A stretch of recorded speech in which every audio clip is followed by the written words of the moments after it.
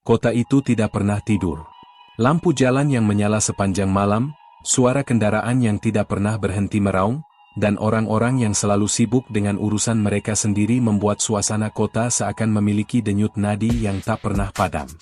Di antara gedung-gedung tinggi dan pusat perbelanjaan yang gemerlap, ada sebuah kawasan pasar malam yang menjadi titik temu masyarakat dari berbagai lapisan. Di sanalah orang-orang datang untuk mencari hiburan murah, makanan kaki lima, atau sekadar berjalan-jalan bersama keluarga. Namun, di balik keriuhan itu, terselip sebuah kisah yang jarang diketahui, kisah tentang seorang pemuda sederhana bernama Gunawan. Gunawan hanyalah seorang tukang parkir di pasar malam itu. Setiap hari, dari sore hingga larut malam, ia berdiri di bawah terik lampu jalan, mengarahkan kendaraan yang masuk, mencatat nomor, dan memastikan semuanya teratur. Bagi sebagian orang, pekerjaannya tampak remeh. Ia sering dipandang sebelah mata, bahkan tak jarang dicibir sebagai pemuda yang tak punya masa depan. Namun orang-orang tidak pernah tahu bahwa di balik penampilan lusuh dan sikap pendiamnya, Gunawan menyimpan rahasia yang jauh lebih besar dan menakutkan daripada sekadar kehidupan seorang tukang parkir. Sejak kecil, Gunawan dibesarkan dalam keluarga yang sederhana, tapi kakeknya adalah sosok yang sangat dihormati di kampung halaman mereka. Kakeknya dikenal sebagai seorang tabib sekaligus penjaga ilmu kuno yang diwariskan turun-temurun. Ilmu itu bukan sekadar pengetahuan tentang ramuan herbal atau pengobatan tradisional, melainkan ilmu gaib penyembuh, yang bisa menolong orang dari berbagai macam penyakit, baik medis maupun non-medis. Saat kakeknya meninggal, ilmu itu diturunkan kepada Gunawan, bukan kepada ayah atau paman-pamannya, melainkan khusus kepada dirinya. Gunawan tidak pernah tahu mengapa dirinya yang dipilih. Kakeknya hanya berkata, "Kau punya hati yang lembut, Wan. Kau bisa merasakan penderitaan orang lain. Dan hanya orang dengan hati seperti itulah yang sanggup menanggung beban ilmu ini." Sejak saat itu, Gunawan menjalani hidup dengan dua wajah. Di siang hari ia hanyalah seorang tukang parkir yang sederhana, bercampur dengan keringat dan asap kendaraan. Namun di malam-malam tertentu, ketika seseorang yang putus asa datang padanya, ia berubah menjadi tabib misterius dengan kekuatan yang tak bisa dijelaskan logika. Ia menyalakan dupa, membaca doa-doa kuno yang diajarkan kakeknya, dan menyalurkan energi gaib melalui telapak tangannya. Banyak yang terselamatkan, orang lumpuh bisa kembali berjalan, orang yang terkena penyakit aneh bisa sembuh dalam sekejap, bahkan gangguan makhluk halus pun bisa ia usir. Namun setiap kekuatan besar selalu memiliki bayangannya sendiri. Setiap kali Gunawan menolong seseorang, ia merasakan tubuhnya melemah, seolah ada sesuatu yang terambil darinya. Kadang ia muntah darah, kadang tubuhnya demam berhari-hari, dan kadang mimpi buruk menghantui tidurnya. Dalam mimpi itu, bayangan hitam tanpa wajah selalu datang, menatapnya dari kejauhan, dan berbisik, "Setiap kesembuhan ada harga." Kabar tentang dirinya perlahan menyebar dari mulut ke mulut di antara para pedagang pasar dan pengunjung. Namun mereka tidak pernah terang-terangan membicarakannya. Bagi sebagian orang, Gunawan adalah penolong yang diberkati Tuhan. Bagi yang lain, ia adalah pemuda aneh yang bersahabat dengan kekuatan gelap. Namun tak ada yang benar-benar tahu bagaimana Gunawan memperoleh ilmunya, dan apa yang harus ia bayar setiap kali ia menolong orang. Malam-malam di pasar itu semakin sering dipenuhi oleh bisikan-bisikan misteri. Konon, jika ada orang yang benar-benar sakit dan tidak lagi bisa ditolong oleh dokter, mereka bisa datang ke parkiran tempat Gunawan bekerja. Caranya sederhana, temui Gunawan di malam yang sepi, ketika lampu-lampu pasar mulai redup, lalu katakan penderitaanmu. Jika Gunawan menilai hatimu tulus, ia akan menolongmu. Tetapi jika tidak, kau hanya akan mendapat tatapan kosongnya, seakan matanya bisa menembus isi hatimu yang terdalam. Gunawan tidak pernah meminta bayaran. Ia hanya menerima apa yang orang berikan, entah itu sekadar ucapan terima kasih, seikat sate, atau uang receh. Namun setiap kali ia selesai menolong, wajahnya selalu tampak lebih pucat dari sebelumnya, tubuhnya lebih ringkih, dan matanya semakin dalam tenggelam dalam lingkaran hitam. Seakan-akan ia sedang mengikis hidupnya sendiri sedikit demi sedikit. Tak ada yang tahu sampai kapan Gunawan bisa terus bertahan.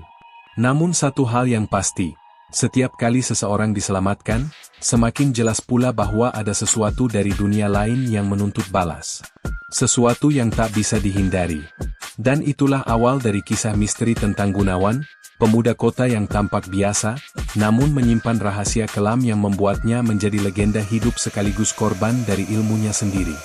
Sore itu, langit kota diselimuti warna jingga yang perlahan berubah kelabu. Di pasar malam yang mulai berdenyut hidup, suara pedagang yang menawarkan dagangan mereka bercampur dengan deru mesin kendaraan yang datang silih berganti. Gunawan, dengan rompi oranye yang warnanya mulai pudar, berdiri di pintu masuk area parkiran.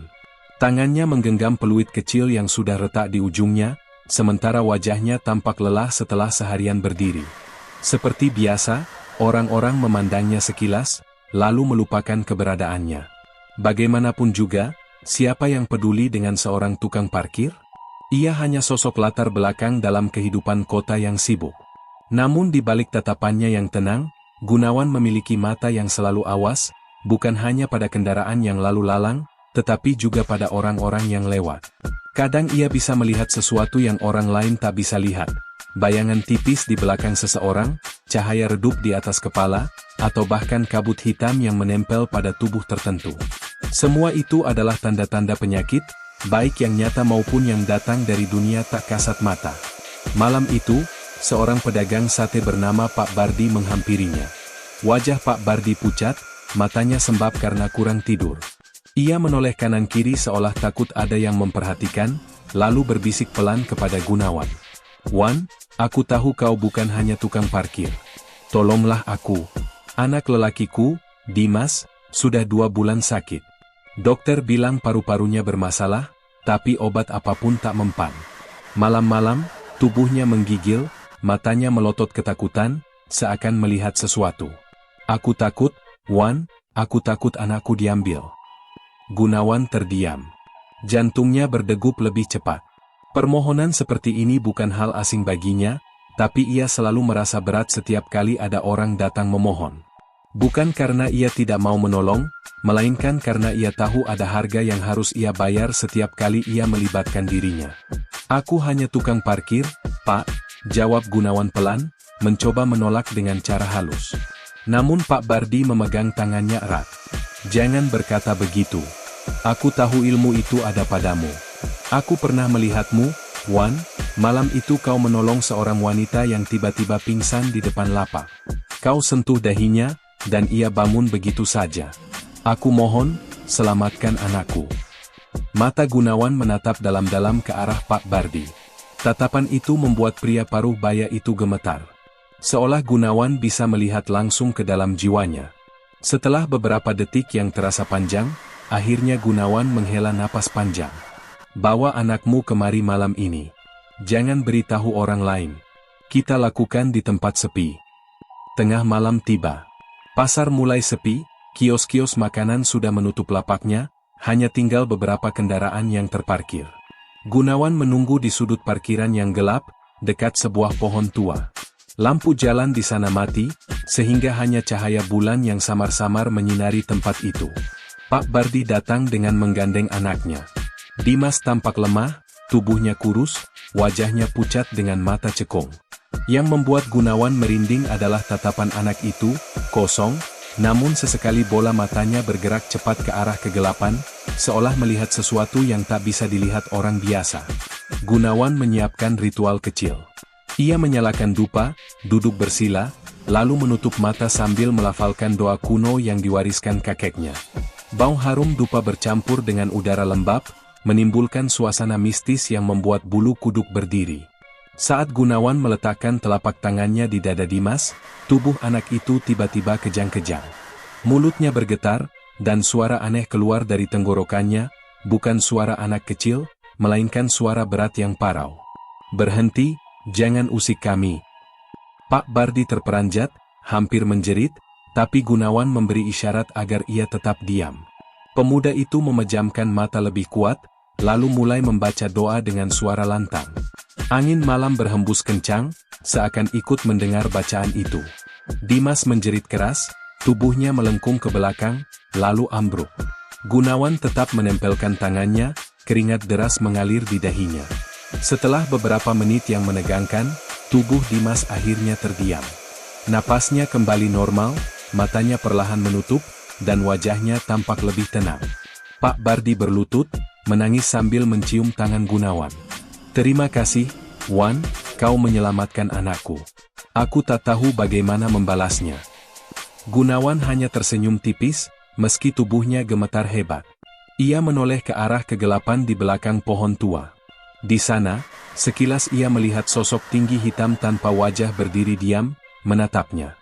Bayangan itu tak bergerak, hanya memberi isyarat dengan angin dingin yang menusuk tulang. Gunawan tahu, ini baru awal. Ia sudah membuka pintu, dan setiap kali ia menolong orang, pintu itu semakin lebar. Pintu yang menghubungkannya dengan dunia lain, penuh rahasia dan bayangan yang kelak akan menagih sesuatu darinya. Beberapa hari setelah penyembuhan Dimas, suasana di pasar malam mulai berubah. Kabar mengenai tukang parkir sakti berhembus pelan di antara pedagang dan pengunjung setia. Awalnya hanya bisikan samar, cerita yang terdengar seperti rumor.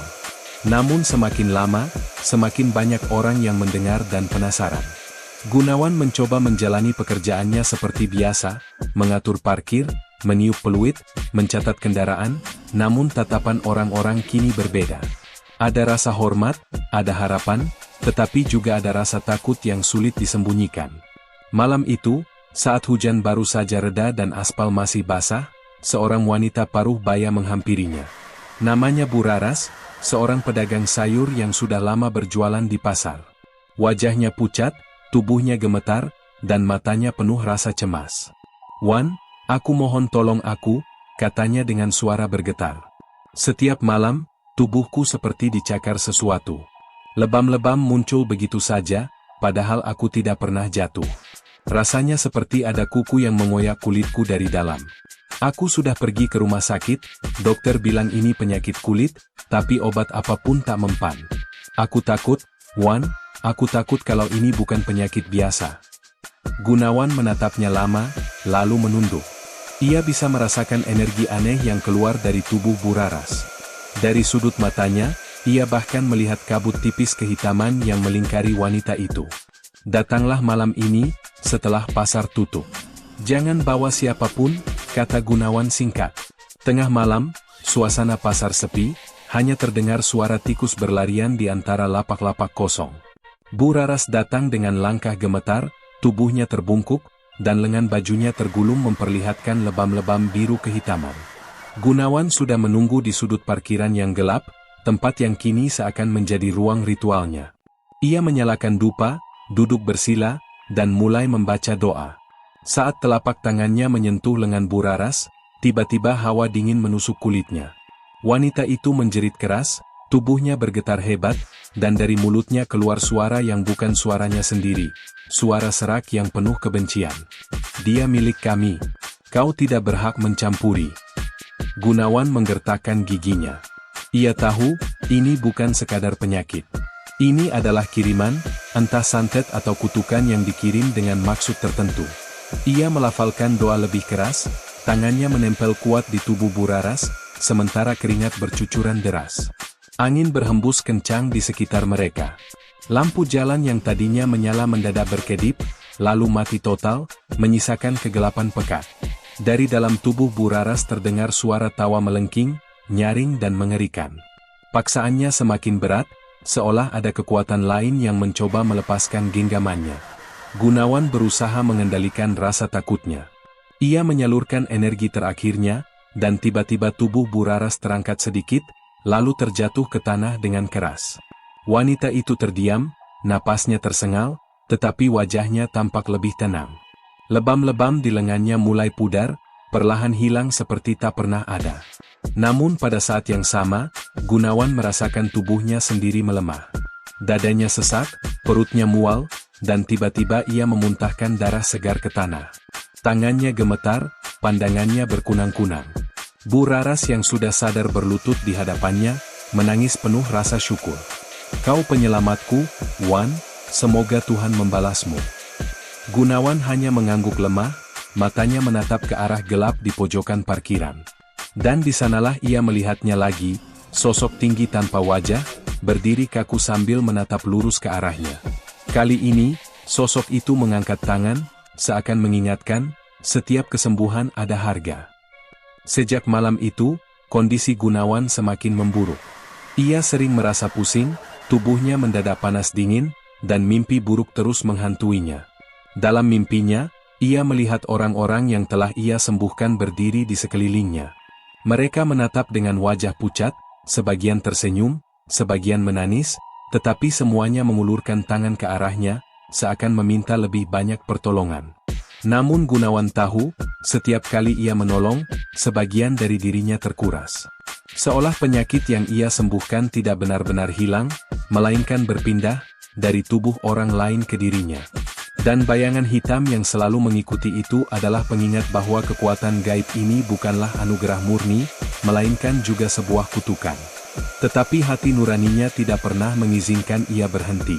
Setiap kali seseorang datang memohon dengan tangisan, dengan tubuh sakit yang tak tertolong, Gunawan tak bisa menutup mata. Ia tahu, jalan yang ia pilih akan semakin menyeretnya ke dalam jurang gelap, namun langkahnya sudah terlalu jauh untuk kembali. Hari-hari Gunawan semakin terasa berat.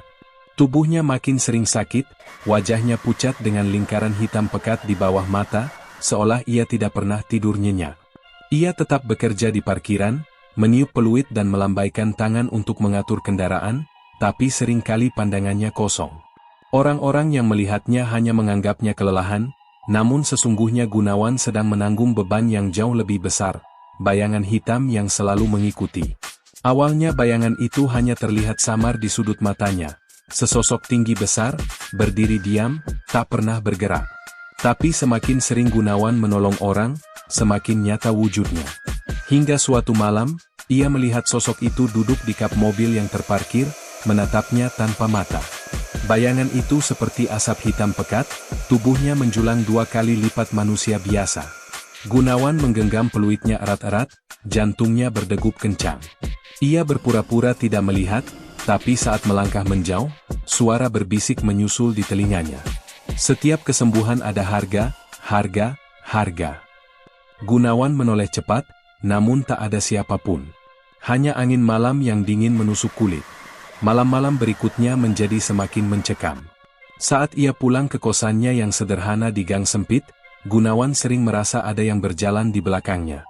Langkah itu berat, menyeret, tapi saat ia menoleh, jalanan kosong. Bahkan ketika ia menutup pintu kamarnya rapat-rapat, bayangan itu tetap hadir di mimpinya. Dalam tidurnya, Gunawan bermimpi berada di area parkiran yang gelap tanpa lampu. Mobil-mobil berjejer, namun semuanya berkarat dan pintunya terbuka. Dari dalam mobil-mobil itu, orang-orang yang pernah ia sembuhkan keluar satu persatu, Dimas, Buraras, dan beberapa wajah lain yang ia kenal. Wajah mereka pucat, mata mereka kosong, tapi bibir mereka tersenyum aneh. "Kami sudah sembuh, tapi kau yang harus menanggungnya." Mereka mengulurkan tangan, mencoba meraih tubuh Gunawan. Ia berlari, tapi bayangan hitam muncul dari langit-langit mimpi, menjulang tinggi, lalu menjatuhkan dirinya tepat di hadapan Gunawan. Suara parau berbisik tepat di telinganya. "Kau menolong, tapi kau juga mengikat dirimu. Jiwa mereka bukan milikmu untuk kau bebaskan." Gunawan terbangun dengan napas terengah, tubuhnya basah oleh keringat dingin. Di sudut kamarnya, ia melihat bayangan hitam itu berdiri menunduk, lalu perlahan lenyap saat ia beristighfar dengan suara parau. Suatu malam, setelah membantu seorang pedagang kopi yang tiba-tiba terkena stroke ringan, Gunawan benar-benar melihat bayangan itu muncul di dunia nyata, bukan dalam mimpi. Setelah ritual penyembuhan selesai, pedagang itu bisa kembali bicara dengan lancar. Orang-orang bersorak kecil, mengucap syukur, tapi Gunawan justru terpaku. Di seberang parkiran, tepat di bawah lampu jalan yang remang, sosok hitam itu berdiri jelas. Tinggi, tanpa wajah, tubuhnya seperti diselimuti asap pekat yang berputar pelan. Ia tidak bergerak, hanya menatap Gunawan. Gunawan merasakan darahnya dingin. Tubuhnya tiba-tiba lemas, dan untuk pertama kalinya ia jatuh tersungkur di hadapan banyak orang. Semua orang panik, tapi Gunawan hanya menatap sosok itu, dan dalam hatinya ia tahu, bayangan itu bukan sekadar ilusi. Ia adalah utusan, pengingat, atau mungkin penagih dari dunia lain. Sejak kejadian itu, kehidupan Gunawan tidak pernah sama. Setiap kali ia menolong seseorang, bayangan itu semakin nyata. Kadang ia melihatnya di kaca spion mobil, kadang di pantulan etalase toko, kadang di genangan air setelah hujan. Bayangan itu tidak pernah jauh, selalu ada, selalu menunggu. Dan bisikan itu semakin jelas. Bukan mereka yang kau sembuhkan, tapi kau yang mengganti tempat mereka. Gunawan mulai memahami, penyakit yang ia ambil dari orang lain bukan hilang, melainkan berpindah ke dalam dirinya. Dan bayangan itu adalah perwujudan dari beban yang ia tanggung. Namun meski dihantui dan makin sakit, Gunawan tidak bisa berhenti. Hatinya terlalu rapuh melihat penderitaan orang lain. Ia tahu ia sedang berjalan menuju jurang, tapi langkahnya sudah ditentukan. Bayangan itu pun semakin dekat, semakin nyata, seakan menunggu saat yang tepat untuk menagih sesuatu yang jauh lebih besar daripada sekadar tenaga atau kesehatan. Ia menunggu jiwa Gunawan. Sejak malam di mana Gunawan jatuh tersungkur di hadapan orang-orang, gangguan itu semakin sering muncul. Tidak hanya di pasar malam, tetapi juga di kesehariannya. Saat ia sedang makan di warung sederhana, sendok di tangannya bergetar tanpa sebab. Ketika ia melihat ke cermin kecil di dalam warung, pantulannya tidak sesuai, matanya tampak hitam pekat, dan di belakangnya berdiri sosok tinggi itu. Gunawan tersentak, menoleh cepat, tapi tentu saja tidak ada siapa-siapa. Orang-orang mulai membicarakannya. Ada yang bilang Gunawan terlalu sering berurusan dengan hal-hal gaib, sehingga tubuhnya digerogoti dari dalam. Ada juga yang menyebutkan ia adalah orang pilihan yang ditugaskan menampung segala penyakit orang lain. Bahkan ada yang mulai takut mendekat, khawatir ikut terkena dampaknya. Malam-malam Gunawan makin panjang. Tidurnya diganggu bisikan yang sama. Setiap kesembuhan ada harga, bayar, bayar. Suatu malam, ia bermimpi berada di sebuah lapangan luas penuh kabut. Di tengah kabut itu, ia melihat kakeknya berdiri dengan wajah suram. Gunawan, suara kakeknya berat. Kau telah memilih jalan yang tidak mudah. Ingatlah, ilmu ini bukan hanya berkah, tapi juga kutukan. Kau harus siap menanggung semua akibatnya. Jangan sampai bayangan itu menguasaimu. Gunawan mencoba mendekat, ingin bertanya lebih jauh, tapi tubuh kakeknya hancur menjadi debu hitam, tersapu angin. Dari balik kabut, sosok tinggi tanpa wajah itu kembali muncul, kali ini lebih dekat, dan untuk pertama kalinya ia mendengar suara jelas, bukan bisikan. Pada akhirnya, kau akan menggantikannya. Kau yang menjadi wadah kami. Gunawan terbangun dengan tubuh gemetar. Dadanya sakit, tenggorokannya kering, dan ia menemukan bercak darah di bantalnya. Keesokan malamnya, ketika ia sedang mengatur kendaraan, seorang anak kecil tiba-tiba berlari ke arahnya sambil menunjuk-nunjuk. Om, Om, ada orang tinggi di belakang Om, seru anak itu polos. Gunawan membeku. Ia menoleh pelan ke belakang, dan benar saja, di dekat pagar parkiran berdiri sosok hitam itu. Kali ini bukan hanya dirinya yang melihat. Anak kecil itu masih menunjuk-nunjuk, wajahnya pucat ketakutan. Ibunya segera menarik anak itu dan menjauh, sambil memandang Gunawan dengan curiga. Gunawan merasa dadanya semakin sesak. Sosok itu kini bukan lagi sebatas penglihatan pribadi. Orang lain juga bisa merasakannya. Itu artinya, bayangan tersebut semakin kuat, semakin nyata, dan semakin dekat untuk mengambil sesuatu darinya. Malam semakin larut, pasar mulai sepi. Gunawan duduk sendirian di bangku kayu dekat pintu keluar parkiran, menatap kosong ke arah jalan yang basah oleh sisa hujan. Bayangan itu berdiri di seberang jalan, diam, tapi terasa menatap tajam. Gunawan berbisik lirih, seakan berbicara pada dirinya sendiri. Kalau memang aku harus menanggung semua ini, kenapa bukan aku saja yang sakit? Kenapa harus ada korban lain? Angin malam bertiup dingin, dan untuk pertama kalinya, bayangan itu melangkah maju. Suara langkahnya berat, menyeret, namun jelas terdengar di telinga Gunawan. Dan entah dari mana, suara parau itu kembali terdengar, kali ini lebih dekat, lebih tajam menusuk telinga. Kau sudah memilih. Kau bukan lagi tukang parkir. Kau adalah wadah. Gunawan merasakan tubuhnya bergetar, darahnya seakan berhenti mengalir. Ia sadar, cepat atau lambat, ia harus mengetahui seluruh kebenaran tentang ilmu yang ia warisi. Jika tidak, bayangan itu akan benar-benar menelan dirinya. Setelah malam-malam penuh teror itu, Gunawan merasa dirinya tidak bisa lagi hanya berdiam diri. Tubuhnya semakin lemah, batuk berdarah semakin sering, dan sosok hitam tinggi itu kini seperti bayangan yang menempel di setiap langkahnya. Ia tahu, jika dibiarkan, hidupnya takkan lama lagi. Suatu sore, ia memberanikan diri mendatangi rumah seorang tetua kampung bernama Mbah Jatmiko, seorang lelaki renta yang dulu dikenal dekat dengan almarhum kakeknya. Rumah itu berada di ujung gang sempit, dipenuhi pohon beringin tua yang membuat suasana semakin suram. Ketika Gunawan tiba, Mbah Jatmiko seolah sudah menunggunya. Mata tuanya tajam, menembus wajah Gunawan yang pucat. "Kau akhirnya datang juga," ucapnya dengan suara serak. Gunawan terkejut. "Mbah, apakah panjenengan tahu apa yang terjadi pada saya?" Mbah Jatmiko tidak langsung menjawab. Ia menyalakan lampu minyak, lalu menyuruh Gunawan duduk. Suasana di dalam rumah itu pengap, penuh bau dupa yang pekat. "Apa yang kau alami," kata Mbah Jatmiko perlahan, "sudah terjadi sejak kakekmu dulu. Ilmu yang kau warisi bukan sembarang ilmu penyembuhan. Itu adalah ilmu warisan kuno, ilmu wadah." Gunawan mengernyit. "Ilmu wadah? Ya, kau bukan menyembuhkan orang. Kau hanya memindahkan penyakit mereka ke dalam tubuhmu. Dan karena kau tidak sanggup menampung semuanya, ilmu itu menciptakan perantara, sosok hitam yang kau lihat." Gunawan merasa darahnya berdesir dingin. Selama ini ia mengira ia menolong orang dengan tulus, tapi ternyata ada kebenaran yang jauh lebih kelam. "Lalu, siapa sosok hitam itu, Mbah?" Mbah Jatmiko menunduk, suaranya lirih. "Itu bukan satu makhluk.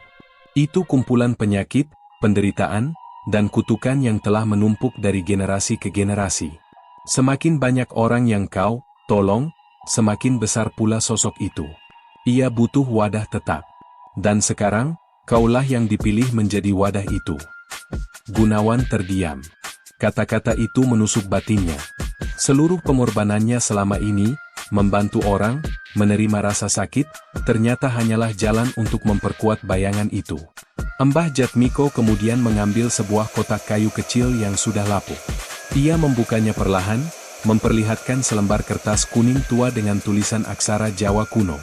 "Ini adalah peninggalan kakekmu," ujar Mbah Jatmiko. "Ada doa pengikat, ada juga cara melepaskan. Tapi ingat, melepaskan berarti mengorbankan sesuatu yang sangat berharga." Gunawan menatap naskah itu dengan tangan gemetar. "Korban, apa maksudnya, Mbah?" Mbah Jatmiko memejamkan mata sebentar, lalu menjawab, "Ilmu ini tidak bisa hilang begitu saja.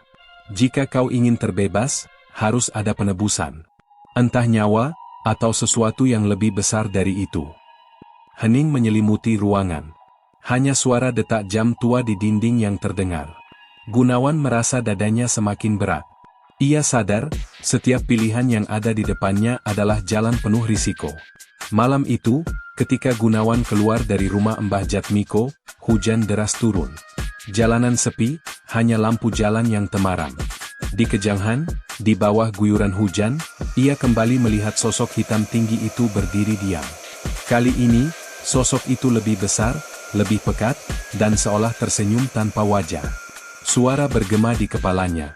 "Wadah, kau tak bisa lari. Kau adalah rumah kami." Gunawan menunduk, menutup wajah dengan kedua tangannya. Air mata bercampur hujan. Ia sadar, waktunya untuk memilih semakin dekat. Apakah ia akan terus menanggung semua ini, ataukah ia berani mengorbankan sesuatu demi kebebasan? Hujan deras masih mengguyur ketika Gunawan kembali ke pos kecil tempat ia biasa menjaga parkiran. Lampu neon berkelip-kelip, menciptakan bayangan yang menari-nari di dinding. Ia duduk di kursi reot, memegang kertas kuning tua yang diberikan oleh Mbah Jatmiko. Aksara Jawa di atasnya seperti berdenyut, seakan hidup, memancarkan aura dingin. Gunawan membaca berulang-ulang, tetapi hanya sebagian kata yang bisa ia pahami. Ada doa pengikat, ada pula bait yang berbicara tentang tumbal. Kata itu terus terngiang di kepalanya. Malam semakin larut, dan tiba-tiba ia merasakan udara di sekelilingnya membeku. Lampu neon padam seketika, meninggalkan kegelapan pekat.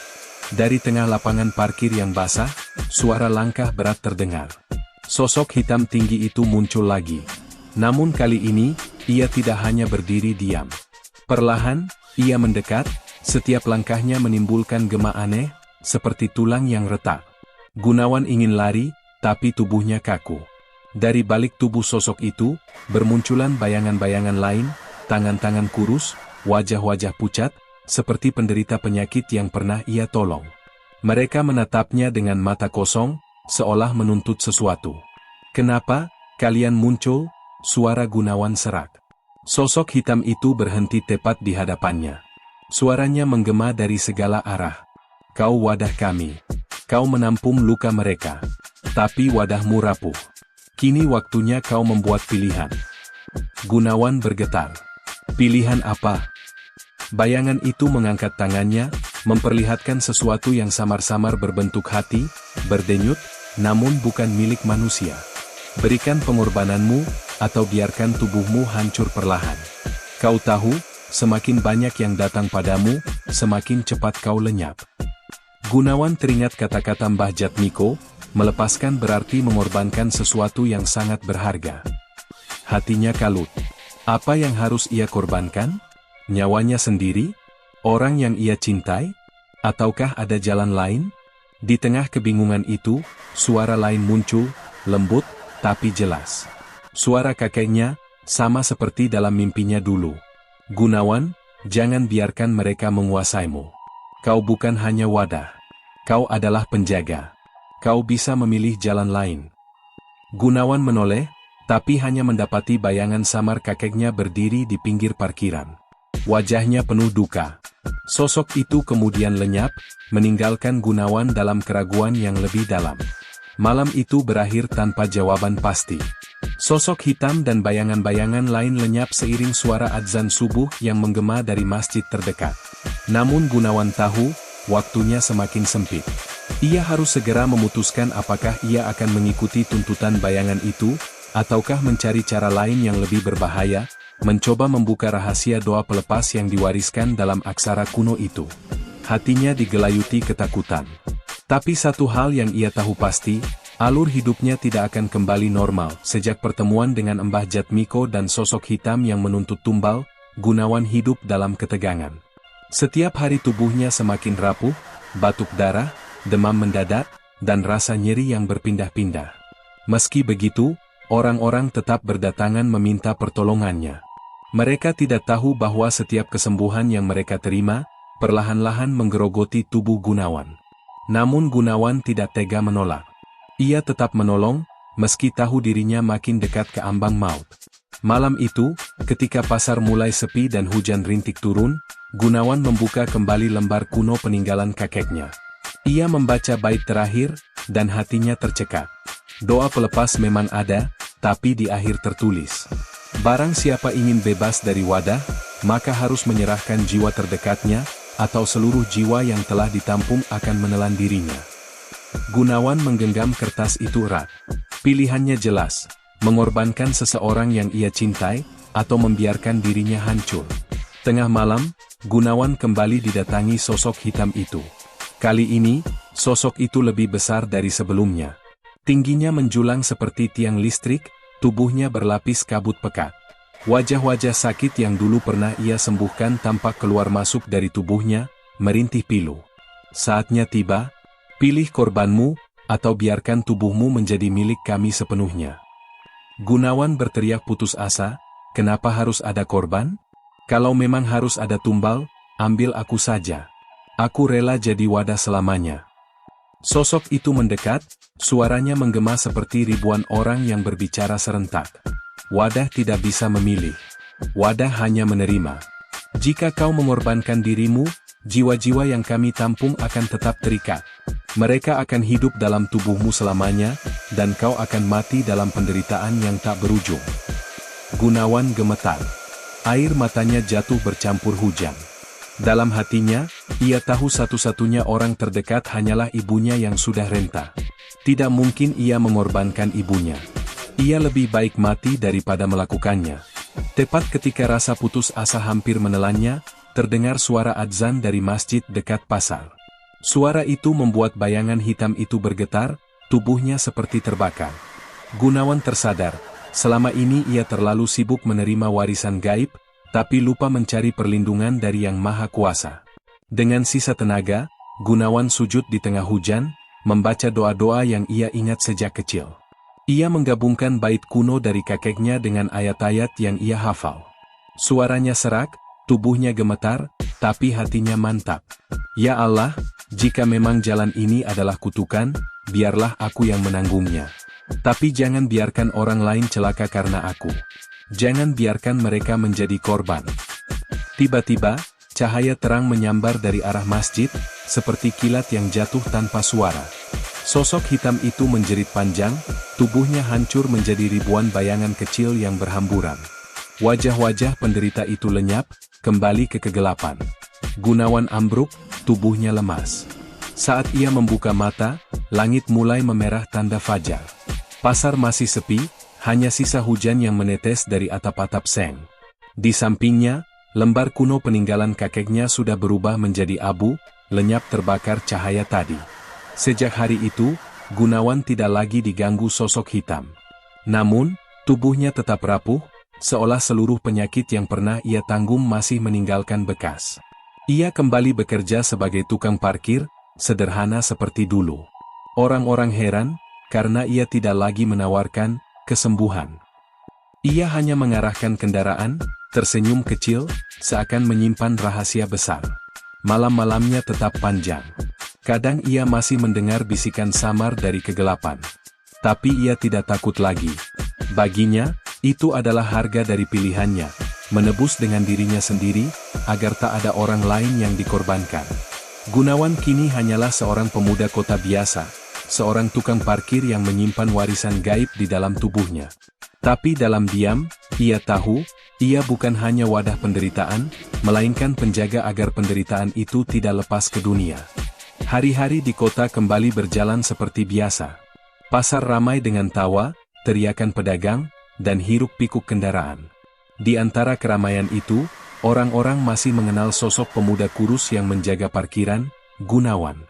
Baginya, dunia tampak sama seperti dulu, tetapi di dalam dirinya, segalanya telah berubah. Sejak malam ketika sosok hitam hancur oleh doa dan cahaya, Gunawan tidak pernah lagi menyembuhkan orang. Bukan karena ia tidak mau, melainkan karena ilmu itu telah ia kubur bersama pengorbanannya. Namun orang-orang tetap menatapnya dengan kagum, sebagian dengan rasa takut. Mereka percaya, Gunawan masih menyimpan kekuatan yang tak terlihat, meski ia memilih bungkam. Tubuhnya makin lemah, batuk darah kadang datang tiba-tiba. Namun ia menerima semuanya dengan pasrah. Setiap kali rasa sakit itu menghantam, Gunawan teringat wajah-wajah orang yang pernah ia tolong. Senyum mereka, ucapan syukur mereka, itulah yang menjadi penopang semangatnya. Kadang, di tengah malam, ia masih mendengar bisikan samar dari kegelapan. "Wadah, kau belum bebas." Namun Gunawan tidak lagi gentar. Ia tahu bayangan itu hanyalah sisa-sisa, tidak lagi punya kuasa penuh. "Aku mungkin wadah," gumamnya pelan, "tapi aku memilih menjadi wadah penderitaan orang lain agar mereka bisa hidup." Suatu hari, seorang anak kecil yang dulu pernah melihat sosok hitam di belakang Gunawan datang menghampirinya. Anak itu kini tampak sehat, ceria, berlari-lari di sekitar pasar. Ia mendekat dengan malu-malu, lalu berkata, "Om, ibu bilang om itu malaikat yang menyamar jadi tukang parkir." Gunawan tertegun. Ia menahan air mata, tersenyum tipis, lalu mengacak rambut anak itu. "Aku bukan malaikat, Nak. Aku cuma orang biasa." Tapi jauh di dalam hatinya, ia tahu kalimat itu tidak sepenuhnya benar. Mbah Jatmiko meninggal tidak lama setelah itu. Sebelum wafat, ia menitip pesan singkat lewat seorang tetangga. Gunawan adalah garis terakhir. Jika ia kuat, ilmu itu akan terkubur. Jika ia lemah, bayangan itu akan lahir kembali. Pesan itu membuat Gunawan semakin sadar, perjuangannya belum benar-benar selesai. Ia mungkin telah menahan bayangan itu, tapi bukan berarti warisan gelap tersebut lenyap. Ia hanya tidur, menunggu kesempatan bangkit kembali. Kini, setiap malam setelah pasar sepi, Gunawan duduk di kursi reotnya.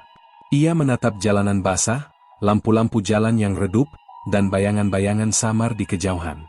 Dalam hati ia berbisik, jika suatu hari ilmu ini bangkit lagi, biarlah aku yang jadi penahannya. Jangan sampai orang lain menanggung apa yang pernah aku alami. Ia tersenyum tipis, lalu menutup mata sejenak, membiarkan dingin malam menyelimuti tubuhnya yang rapuh. Di balik kesederhanaannya sebagai tukang parkir, Gunawan telah menjadi legenda kecil yang tidak pernah diceritakan dengan gamblang. Sebuah misteri hidup, tentang pemuda kota yang memilih menanggung kutukan gaib, demi menolong orang lain tanpa pamrih. Warisan itu tetap ada. Namun selama Gunawan masih bernafas, ia adalah dinding terakhir yang memisahkan dunia nyata dengan kegelapan yang haus akan wadah baru.